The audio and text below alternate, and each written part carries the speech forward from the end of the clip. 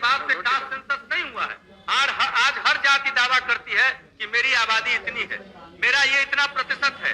इसलिए एक बार इस देश में जाति के आधार पर जनगणना हो जानी चाहिए और जात के आधार पर जनगणना करने के पश्चात जितनी भी जातियां इस देश में बसती है सबको आबादी के हिसाब से आरक्षण दे दिया जाना चाहिए। जब समता पार्टी थी तो लालू यादव उस समय क्या कर रहे थे? क्यों नहीं जुबान खुला? आपके पिता आप नाबालिग थे, आपके नाम पर जमीन लिखवा रहे थे। चारा घोटाला होने के चलते आपकी जुबान 2010 में राजनीति में कैद खाने में कैद हो गई थी। लालू जी, आप अगर जाति सर्वे हम नहीं कराते बिहार में तो कहाँ से पता चलता कि लालू जी को 43 बीघा 12 कट्ठा 16 दूर पटना में जमीन है। जेडीयू एमएलसी नीरज कुमार हमारे साथ हैं। केंद्रीय कैबिनेट ने जातीय गणना कराने का फैसला लिया है। क्रेडिट किसको जाता है? नीतीश, तेजस्वी, राहुल? जब राष्ट्रीय राजनीति में माननीय राहुल गांधी जी का पदार्पण नहीं हुआ था पार्लियामेंट में, जब वो दौर था देश के अंदर में कि मान्यवर लालू प्रसाद जी पार्लियामेंट के अंदर मौजूद थे और माननीय नीतीश कुमार जी ने उस समय उस दौर में नीतीश कुमार जी ने जातिगत जनगणना की बात उठाई थी।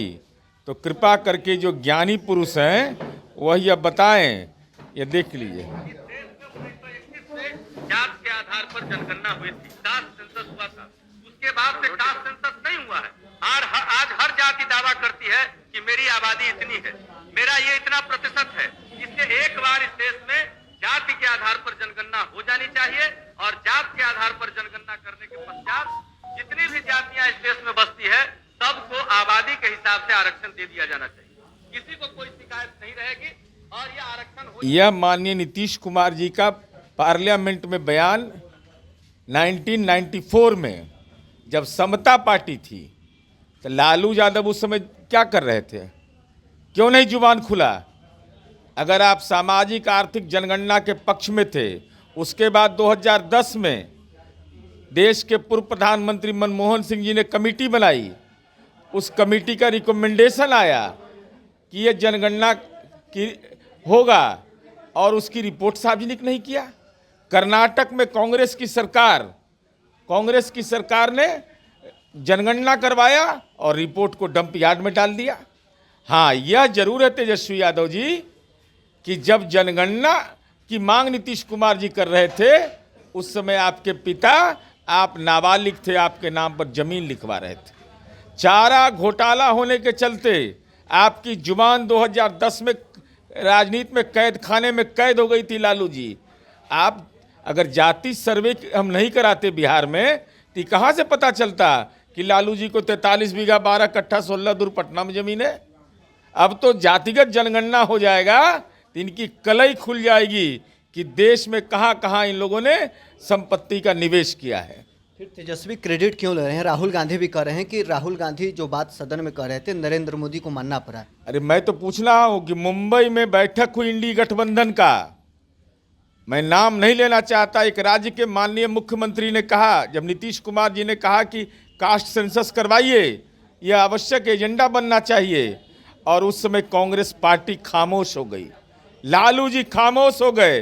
कौन गुनाहगार है? ये संपत्ति सर्वे वाले हैं, इनको जाति सर्वे से क्या लेना देना है? चुनाव में इसका फर्क पड़ेगा? अरे चुनाव तो एक औपचारिकता है। अगर चुनाव से इसको लोग जोड़ते हैं तो लोकसभा चुनाव के पहले हो जाना चाहिए था ये घोषणा। भाई बिहार में कोई चुनाव है? अरे बिहार ने तो करके नजीर पेश कर दिया। अब बहुत से लोग पटाखा छोड़ते हैं तो ये छुरछुरिया छोड़ने से कुछ होना है? तेजस्वी भी पटाखा छोड़ रहे थे तो छुरछुरी ना छोड़े। मैं पूछना चाहता हूं कि लालू यादव क्यों नहीं पार्लियामेंट में बोले थे? केंद्र में मंत्री थे, रिमोट से सरकार चलाते थे, तो आदरणीय लालू प्रसाद जी केंद्र में मंत्री रहते हुए आखिर क्यों नहीं आपकी जुबान खुली थी? आप पर निर्भर थी सरकार। अगर आप समर्थन वापस ले लेते 2004 में तो सरकार गिर जाती, लेकिन चूंकि आप चारा घोटाला के अभियुक्त हो गए थे, 2010 के बाद भी आपने वही हालत का कायम करके रखा। इसलिए छुरछुरी पटाखा मत छोड़िए। आपकी जाति सब जानता है, किसी को बकसते नहीं है, चाहे पिछड़ा हो चाहे अल्पसंख्यक हो, मौका मिलेगा जमीन लिखवा लेंगे। तो चलिए, जेडीयू एमएलसी नीरज कुमार हमारे साथ हैं। जातीय सर्वे को लेकर क्या कुछ इनका कहना था। बहरहाल इसमें इतना ही। आप बने रहे न्यूज़ 4 नेशन के साथ।